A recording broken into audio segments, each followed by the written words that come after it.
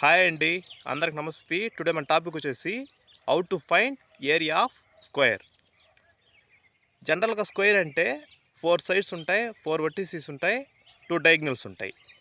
మనకు కావాల్సింది ఏంటంటే area of square. For example square ABCD ఉందనుకోండి. స్క్వేర్ ఏబిసిడిలో ఆల్ 4 సైడ్స్ ఈక్వల్ మనకు తెలుసు, 2 డయాగ్నల్స్ ఈక్వల్, 4 వర్టిసెస్ ఉంటాయి. మనకు కావాల్సింది ఏంటంటే area of square. Area of square కావాలంటే ఆల్ సైడ్స్ని ఈక్వల్ సైడ్స్గా రాసుకోవాలి. అప్పుడు ఒక సైడ్ వచ్చేసి ఎస్ అనుకుందాం.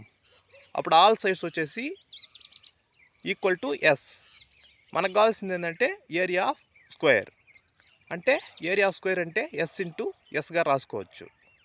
అప్పుడు ఎస్ ఇంటూ ఎస్గా రాసుకోవడాన్ని మనం ఫైనల్గా ఎస్ స్క్వేర్గా రాసుకోవచ్చు.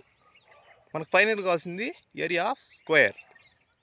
అప్పుడు area of square equal to S square, side into side. నచ్చితే లైక్ చేయండి, షేర్ చేయండి, కామెంట్ చేయండి. మరిన్ని వీడియోస్ కోసం మన ఛానల్ని సబ్స్క్రైబ్ చేసుకోండి.